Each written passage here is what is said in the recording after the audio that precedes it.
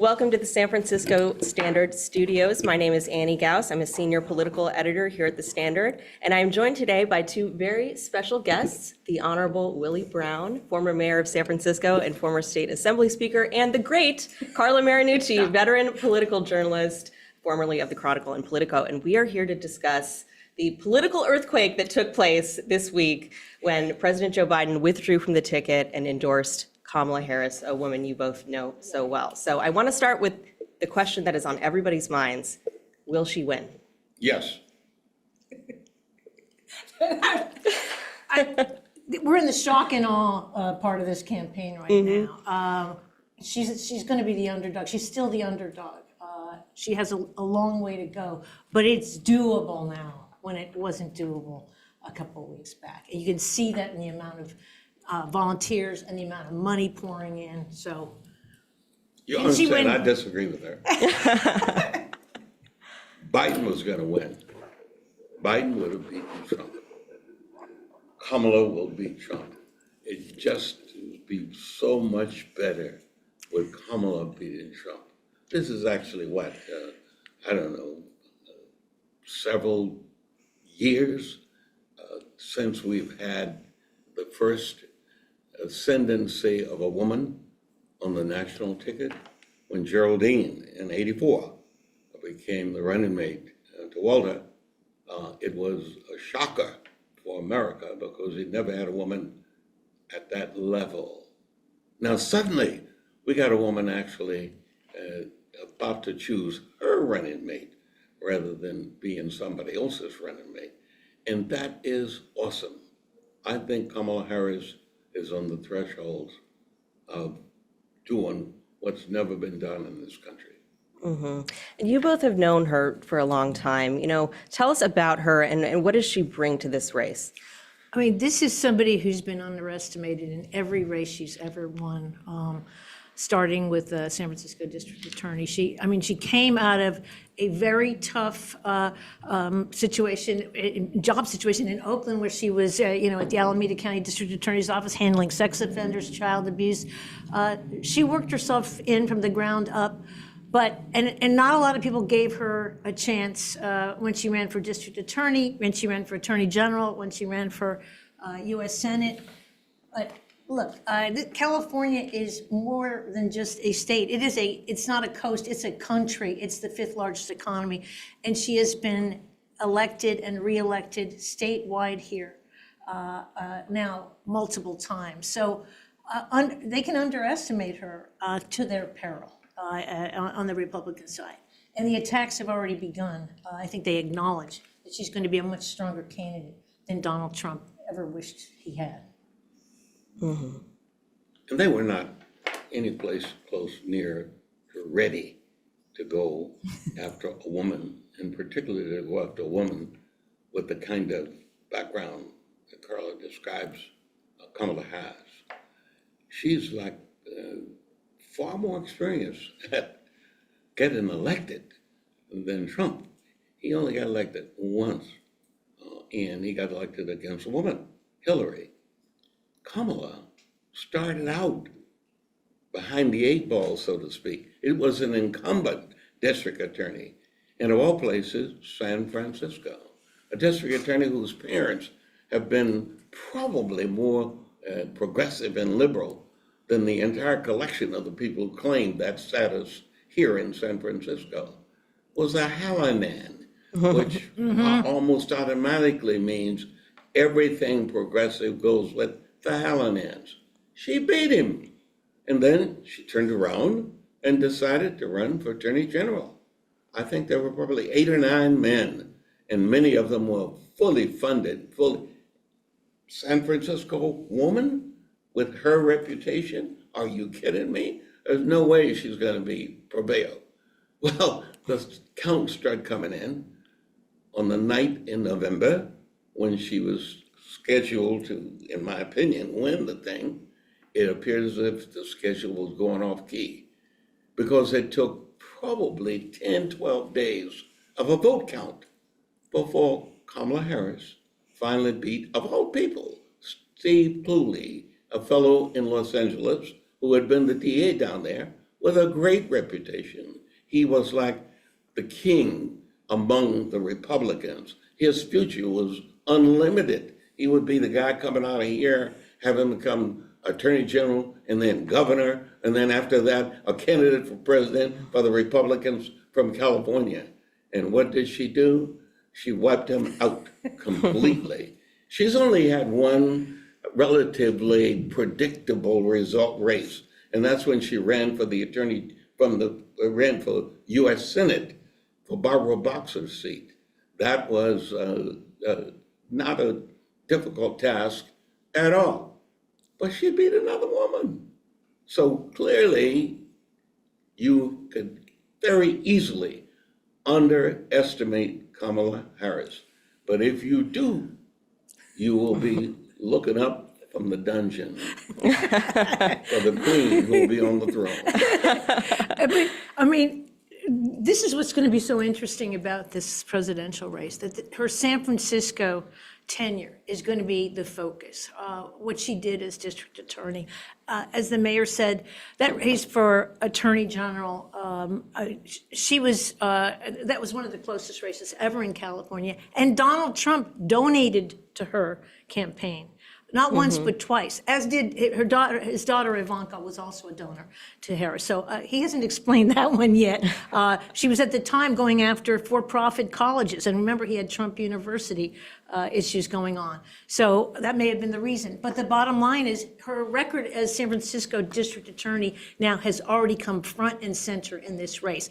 We can start a drinking game to how many times they're using San Francisco liberal against her. The bottom line is, she wasn't so liberal. She didn't, the issue of incarceration, the issue of going after truant parents, these were all issues where she took a lot of heat from the progressive side of the aisle.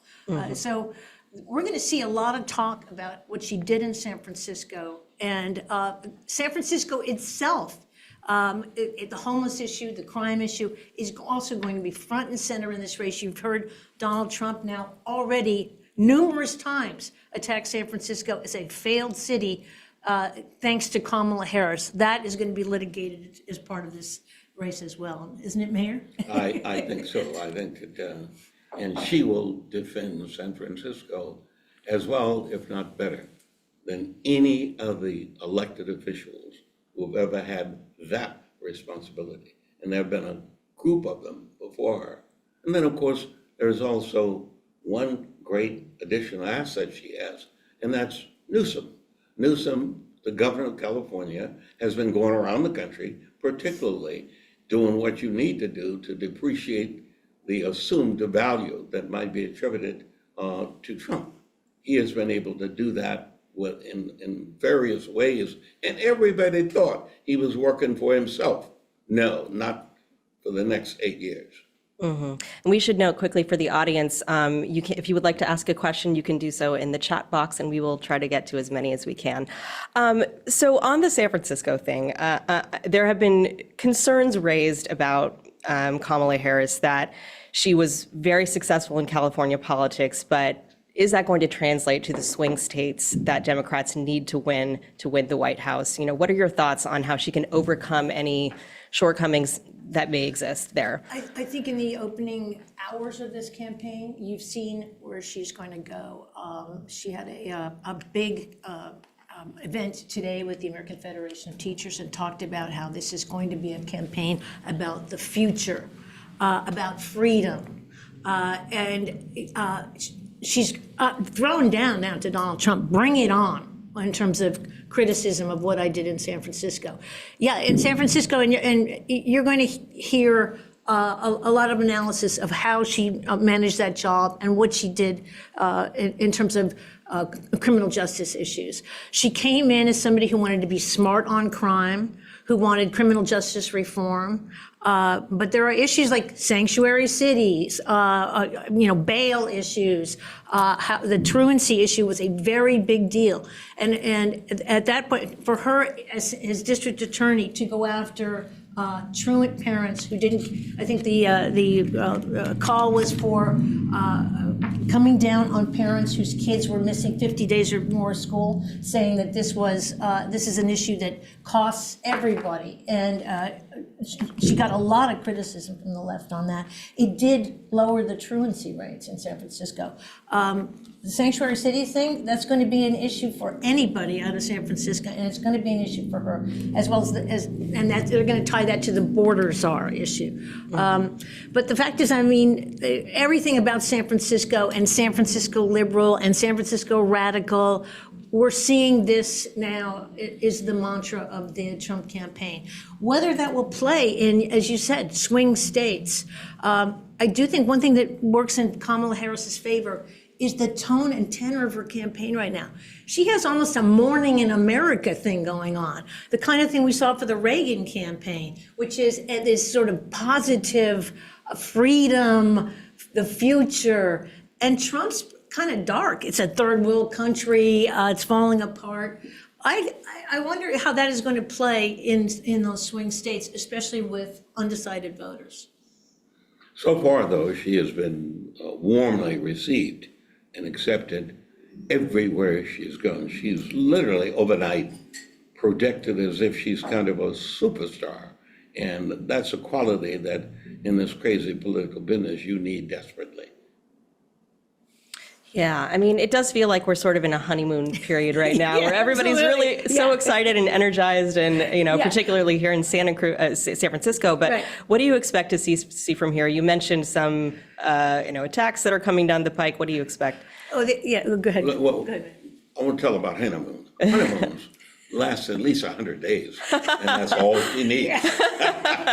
Well, she can hope it lasts 100 days, but the fact is the attacks have already begun. She's a DEI candidate. She doesn't deserve to be where she's at. She's a San Francisco liberal, and there's personal and very disgusting and sexist and misogynist attacks, which the mayor's sort of referenced in some of these. I think that this is going to be something that she's going to have to handle straight on.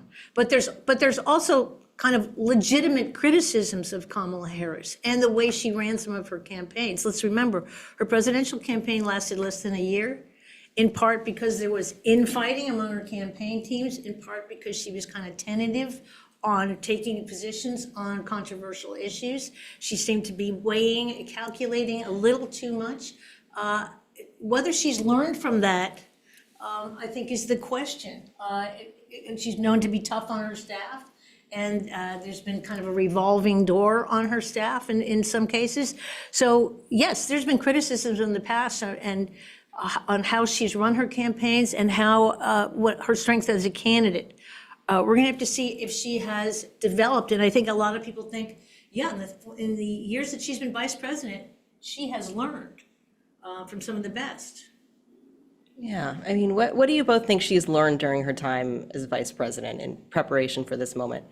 Her communication skills have just gone wild with all of the various things that she's done. She's been smart enough and nervy enough to run the circuit of the late night talk shows where you get exposed to people who may never have voted and may not vote unless somehow they get motivated by you. But she's done the same kind of thing under other circumstances. Her international exposure has been good. It's been well covered, and she has not goofed up, so to speak, in the process of accepting that role. And she has clearly demonstrated to all of the people surrounding Joe Biden that she can be a real team player. They were highly critical of Joe Biden accepting her and selecting her when she had done so poorly in her own efforts here for the few months that she was the leading prospective newcomer to the arena. And suddenly she was no longer the newcomer. She was being literally castigated for all kinds of things. All those things have gone by the wayside, apparently, in the 3+ years that she has served in the capacity as the chief assistant to Joe Biden. And it's been really important that Joe Biden deliver that message and continue to deliver that message. His embracing of her, selecting of her, did not come from the people demanding that he quit. As a matter of fact, I think they had somebody else in mind, a few other people in mind. That's why it's taken some of them a little bit of time before they have stepped up to the plate, as he did.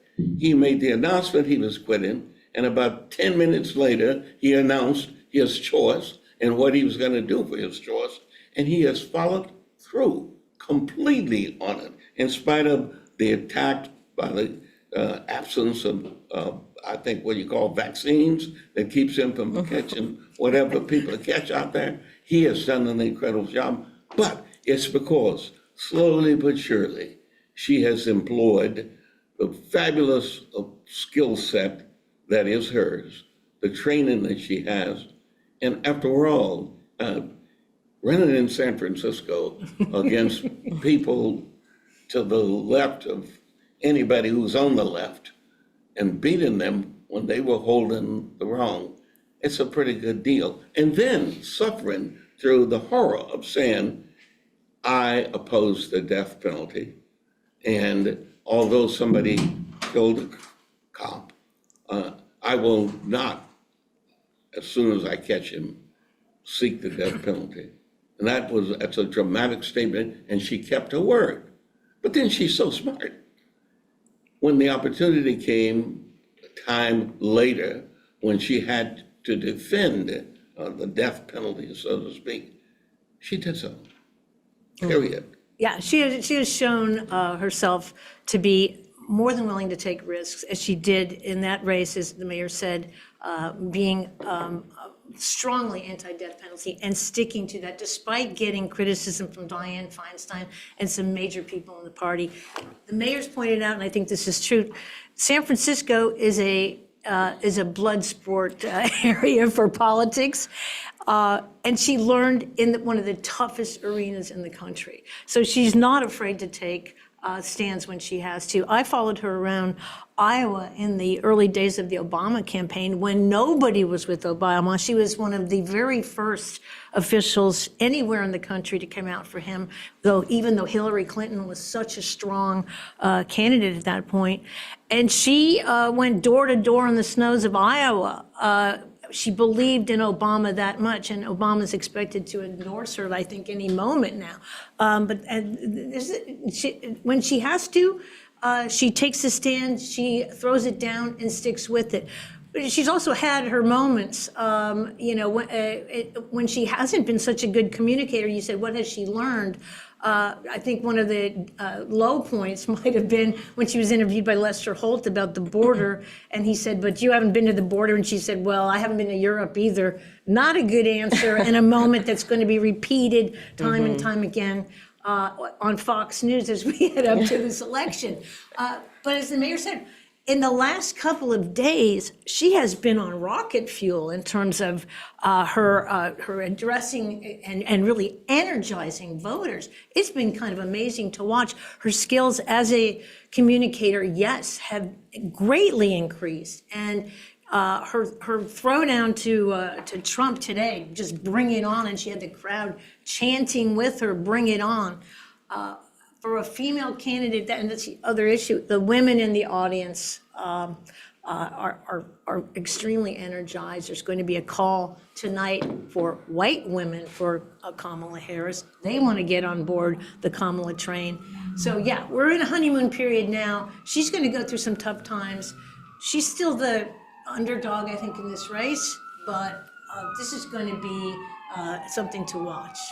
Yeah, I mean, it was remarkable to witness the speed at which the party appeared to coalesce behind her very quickly after Joe Biden's announcement. And, there were some moment, for example, it took Nancy Pelosi, a day or so to officially endorse her. Barack Obama, even Gavin a couple of hours, right? But Barack Obama hasn't yet endorsed her, and maybe he's doing so as we speak. What do you think the dynamics are there? What has been happening behind the scenes?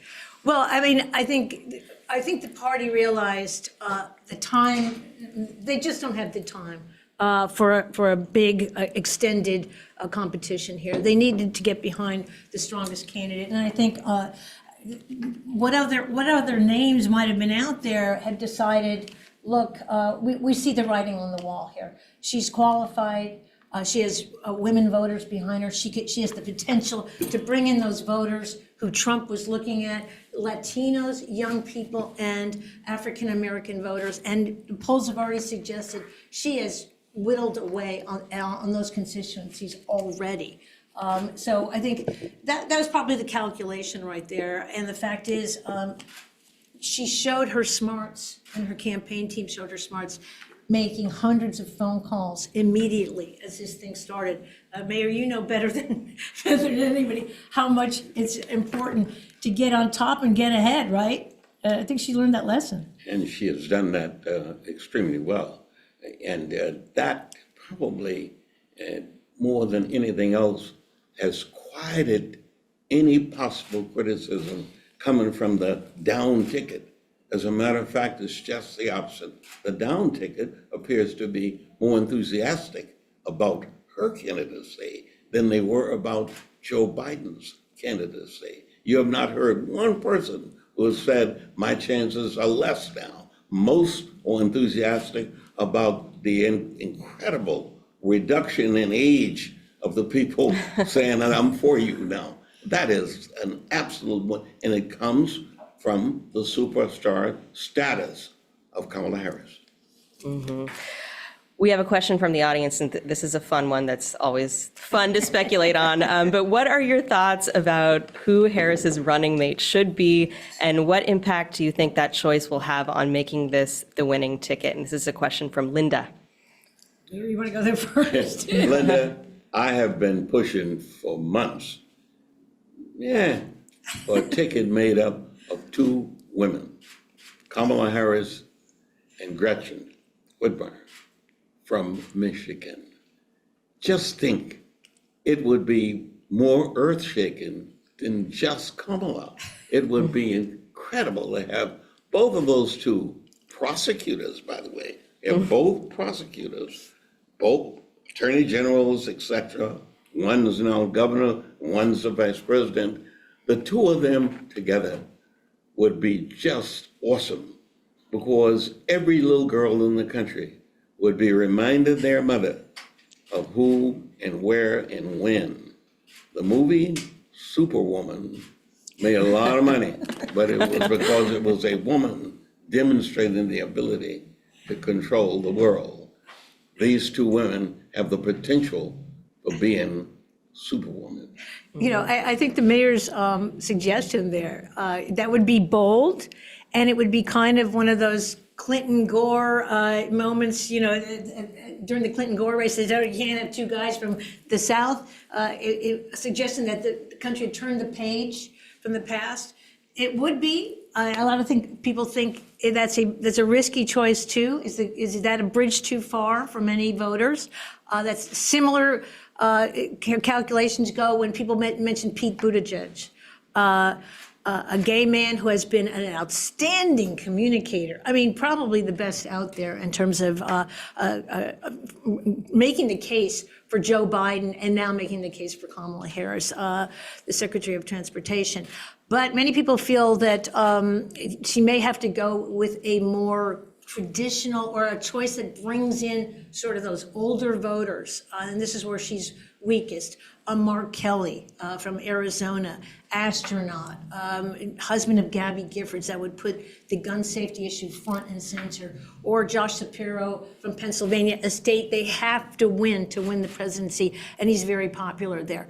So the question is, do you want to attract older voters with a sort of a traditional white male choice, or go for the bold and go for Buttigieg or a Whitmer? I'm not sure Whitmer is on the short list or not, but we have heard those the other three names as being discussed heavily, and all three being vetted and kind of ready to go. It's just going to be really interesting. It has to be somebody she melds with. And maybe, Mayor, you can tell us, who does she meld better with? Who does she get along with better? Well, I would think that among the people on the short list, if the Willie Brown recommendation was not accepted. And that's not unusual and would not be unusual. I made a lot of great recommendations that have just been great recommendations. Nothing ever came from it. But I think the governor of North Carolina, Roy Cooper, would probably be the kind of candidate of which you're speaking, Carla.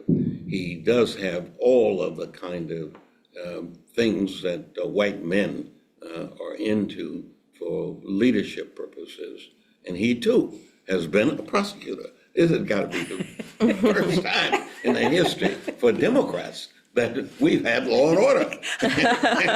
And we don't have to discuss it even because they're the symbols of it with demonstrated records and doing it without being burdened with all the nonsense that goes with the criticism that normally comes for people who are not allegedly law and order. They don't have to reassert it and would not have to reassert it with either Gretchen or with Roy. In either case, it would be the same, except it would be one male, one female, or two women. It would be just great. And this is probably the day that we first had Geraldine Ferrara on the ballot. I guess maybe 40 years ago. Nominated here in San Francisco. That's right, 40 years ago. And one of my great photographs that I absolutely love is that it was raining, and it was my job to keep her dry. And there's a great photograph of me standing there with that umbrella over Geraldine. You had the umbrella duty, okay. Well, maybe. But I'll tell you that all 4 or 5 of the people under consideration, and interestingly enough, Eric Holder is the person Kamala has designated to do the vetting of all those people. And he was obviously the guy who was the Attorney General for a period of time under Obama, and he has been obviously a distinguished person in the world of politics, particularly with reference to candidacies. And so the whole process is going forward. There does not appear to be any open competition between the 4 or 5. You're not hearing anything on the negative side by the individual themselves or by their supporters. That's all evidence that it is a new day with a new democratic movement, younger and appear to be more skilled and more qualified. What do you think it tells us that Eric Holder is leading this process? He is just the Attorney General of the United States of America, and he has been given the job of coming to her as I think Dick Cheney came to Bush in the days, but Dick Cheney did a little different. He selected himself. Eric won't do that. Eric will take the job that he's been assigned. I thought that was the best, though. Tell me, go find you somebody. I come back and I can't, but I'll wait. It's not going to happen this time now. Yeah, I mean, when Kamala ran her first campaign for president, one of the attacks from the left was Kamala is a cop. And this was a very obviously very different political moment, but it seems like almost more of a rallying cry for this race. Yeah, I mean, how the world has changed. I mean, remember, we were in the middle of Black Lives Matter, the George Floyd murder, and the country was very much focused on police brutality and changes that could be made there. And that made her tentative in talking about these issues. Kamala, top cop in California. And now we're in a different situation. And she's talking about, I think one of the more brilliant aspects of one of her messages lately was that safety is a civil right, is a right of every American. That is safety in your home, safety in the streets, etc. That's going to be one of the themes of the campaign. And Trump is going to have to go after that one as well. It's going to be a little bit hard for them to do that. But as I said, San Francisco is going to be the place where they're going to focus to try and make those attacks. So we're going to see a lot of news clips about the homeless here in San Francisco, the smash and grabs, the sideshows, the issues. And crime is no small issue. Right across the bay in Oakland, we have a mayor being recalled and a Alameda County District Attorney being recalled on that issue in one of the most liberal bastions in the nation. So expect the Republicans to take that and try and run with it. Is her connection to San Francisco on the whole a liability or an asset? It's a great asset. After all, apparently, every politician, regardless of party, tries to find their way here because of the checkbooks, if nothing else, that exist here. You don't hear people, headed off to Montana to raise money. That's out of the question, not even to Colorado to raise money. No, you don't go to any of those places to try to raise money. On everybody's list, you come to California. Our economy is so much better than almost every other state's economy, and in many cases, every other nation's economy. And the sophistication of political participation in California is in most cases so much greater. You can't get away with the phony mega movement in California as you can in almost every other place in the nation. Just like you can't get away with so-called, criminal justice reform. It just doesn't hold. California is dramatically different. We offer a lot more. Yeah, I mean, in San Francisco especially was sort of a laboratory for some unusual and sort of experimental things when it came to criminal justice, and Kamala Harris was part of that. She started, for instance, an environmental unit when she was a district attorney. She started a hate crimes unit, gun safety unit, and we mentioned the truancy thing. She looked at crime from a lot of different aspects, and I think that's, as you said, San Francisco will be a benefit for her there. But she's got a lot of challenges ahead of her because she is a first in this race, a woman of color, a woman, and you're already seeing some really ugly stuff out there when it comes to that. I mean, you're seeing this ugly stuff when it comes to the San Francisco aspect of it. But I think the sexism and the misogyny has to be called out. And Mayor, what's your reaction to it? Because you're certainly part of that discussion when it comes to your past relationship with her. How fair is it, and how nasty is it going to get? Well, I don't really know. I just hope that they don't find out that she dumped me. Which is Tell us good about judgment that. on our part. Tell us Very about good judgment. No, seriousness. I think that the business of trying to attack Vice President Harris is going to be very difficult for the other side. Because after all, she does not have 24, 34, 44, 54 convictions already. She's not a felon, never has been. As a matter of fact, she can probably count the number of prospective bedmates, roommates that Trump could have that she put there by virtue of getting them convicted of violating some of the rules of our nation, and particularly in our state. You're not talking about somebody who doesn't have a record. She's got an incredible credential, and you can't tag her with any of the kind of things we tagged and proved that Trump had done. She will be guilty of none of those. One of the things, though, that is going to have to be answered, I think, is I don't think the Republicans have focused on it yet, but that we're in a position where, unfortunately, when they take the stage to say, hey, hello, I'm here, I'm now the leader, and this is my family. Don't have any children, Not one of these people have kids. And that's kind of amazing. So that issue has got to be addressed. And believe me, having somebody's children on the stage with you is going to be important to send that message without having to utter a word. Well, and that is an issue.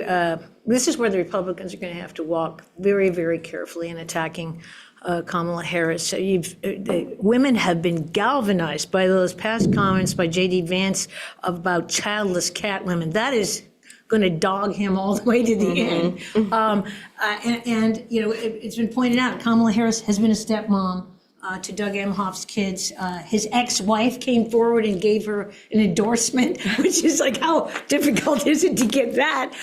That's kind of an interesting moment in the campaign, right? I mean, so for all these reasons, women are going to be galvanized by any attacks, and you have to think if the tables were turned and Kamala Harris was the candidate who had had 5 kids by 3 different men and had slept with a porn star, that, what kind of But paid the porn. Wasn't love.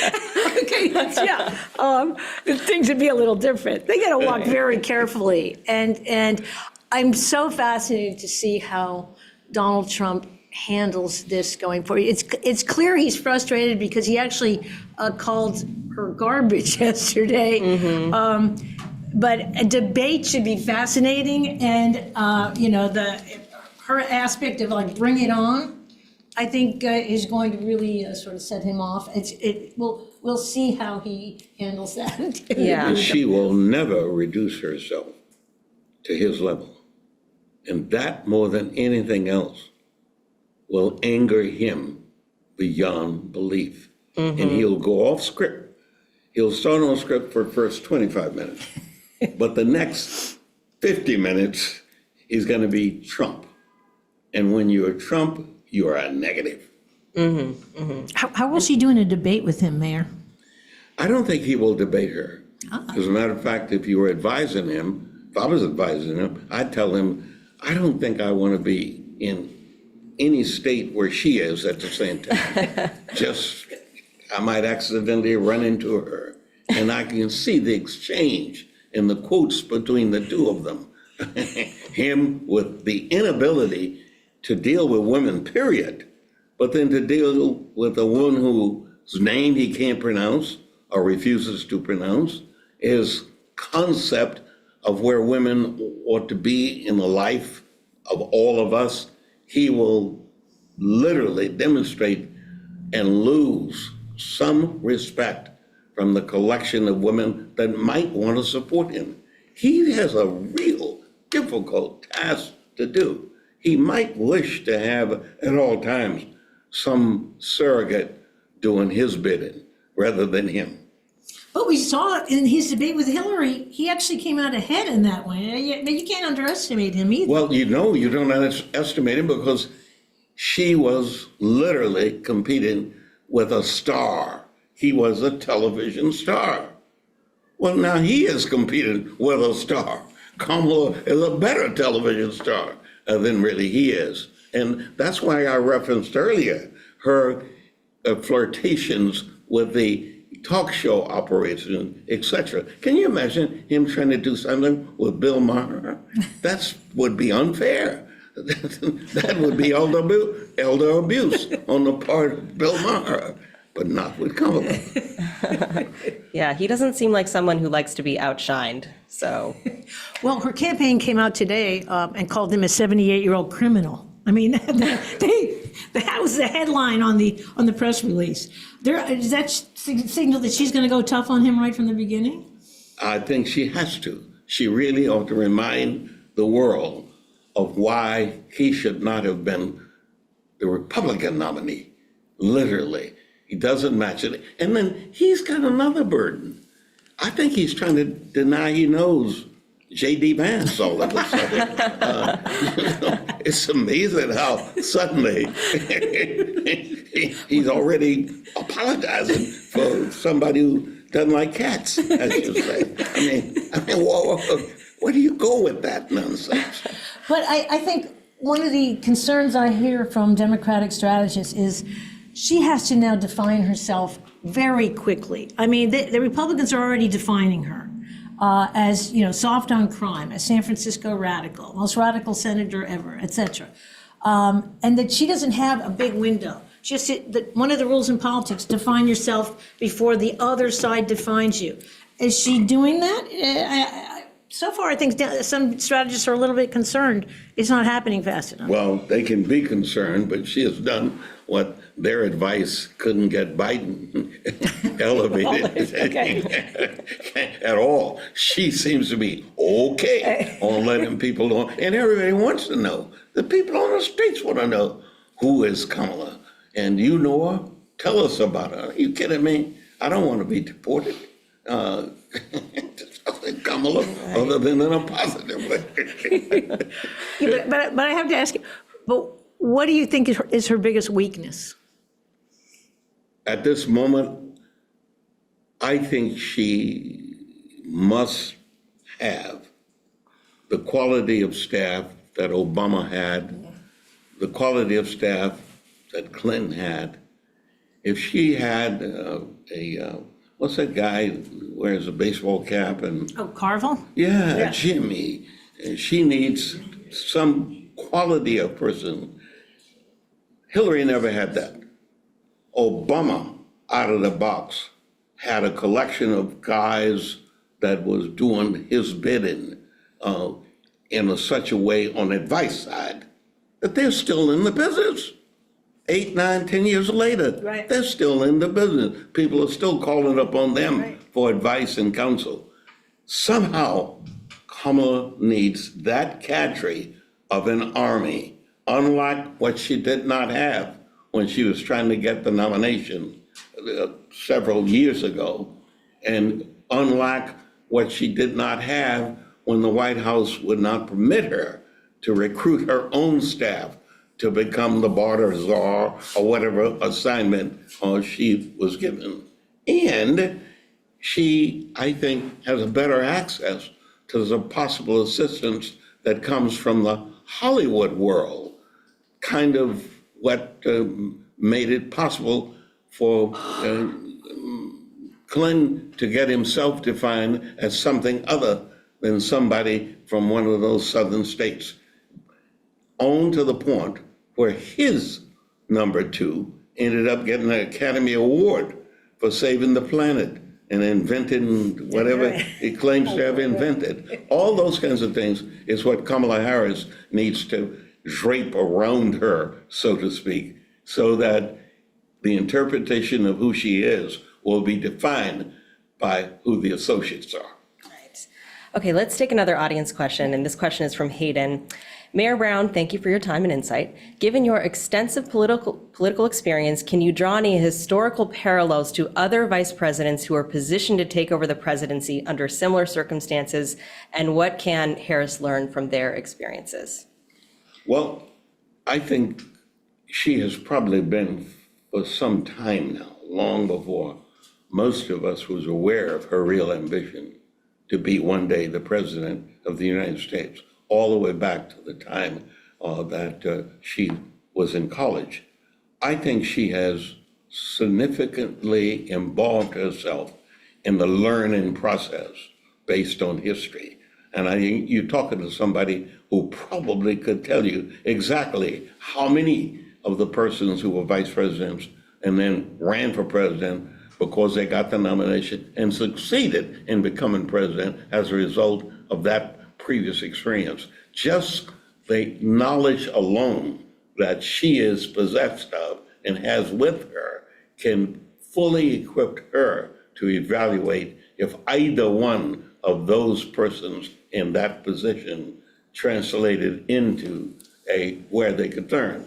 For an example, I know that she is fully aware of Harry S. Truman and how people and outlawishly underevaluated the quality of that man, and how in his capacity as just kind of a guy that sold suits in Missouri. It ended up stepping in the shoes of maybe one of the greatest presidents this country ever had, and for the president who went on longer than any other president in the history of this country. You know, you're talking to a person who read that book, I'm sure, and knows exactly how the translation on the back of the train all across the nation that Harry S. Truman engaged in translated into a people's president. She can do that. Okay, we got another question from Hank. Mayor Brown, this was just in the news today. Do you think Governor Newsom's announcement to remove homeless camps is an attempt to clean up California's image for Kamala? Good question. Now, clearly, Governor Newsom has endorsed Kamala Harris. He endorsed Kamala Harris even before she was given the nod by President Biden.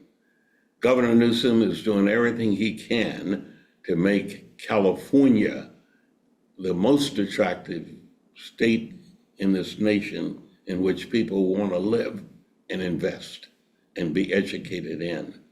His efforts vis-a-vis whatever that announcement is seeded and motivated from that perspective, not for the single willingness to be helpful to Kamala Harris. Yeah, the issue's been a black eye for California. Newsom may be doing it for his own political career as much as hers, but certainly Democrats are going to be urging him to clean that one up. So yeah, interesting issue coming at this point in the campaign. Yeah, and while we're talking about Governor Newsom, what does this all mean for his future ambitions? Well, he's 56, so he's got a lot of time. And believe me, based on how hard he is working now and how hard he will work even more so in the next 100 days, I'm just guessing, but I can't imagine the new President Harris not including Mr. Newsom in some aspects of her administration. Cabinet member, maybe? Well, Joe Biden demonstrated that candidates who ran against him in the primary turned out to be quality potential candidates for cabinet level positions. Buttigieg is probably the most outstanding current example of that collection of people. Almost every other successful president has tapped people like that from his own party to help fill his cabinet. All right, I have another question, which is what would a Kamala Harris presidency mean for San Francisco? Ooh. It will put us on the map probably like no other state in the country, because she is homegrown. We're not going to let the fact that she was raised primarily in Oakland and went to school in Berkeley. You don't want to mention that, Mayor, is that right? In 64, we're not going to share her. She is going to be San Francisco's greatest pride. And I said yesterday at a session at the law school that she graduated from, I said she will now be the most important person ever to graduate from that law school. Same with the historical black colleges and universities. When Mayor Breed was trying to get some of those black colleges and universities to put a satellite campus in San Francisco, I'm almost certain that Kamala Harris's presidency will offer the opportunity for a resource that important to be a great lure to folk who want to locate here for economic reasons, who want to locate here for whatever else, including artistic reasons, but ultimately because she was the president and almost every place she stopped, every place she ate is going to become something that the tourists are going to want to see. And you know, a Kamala Harris presidency will basically establish a hotline between Mayor Breed and should she be reelected. And this is an interesting, what kind of ripple effects it's going to have on other mayors. Like here in San Francisco, Mayor Karen Bass in Los Angeles, and other candidates. Look, Latifah Simon, who's the candidate for Barbara Lee's seat, was mentored closely by Kamala Harris. There is a whole network of women out there, elected women in California, who now will have a hotline to Kamala Harris. So it may not just be San Francisco that gets the benefits of that when the money's being given out, correct? No question. Yeah. And what kind of president will she be? I mean, based on your years of experience with her, how does she lead? What kind of leader is she?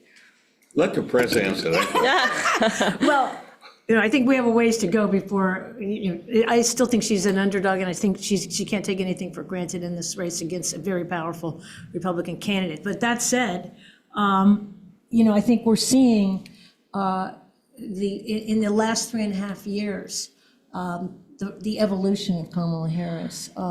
Somebody who has learned, as we said, been underestimated, has fought her political career in some of the toughest arenas in the country.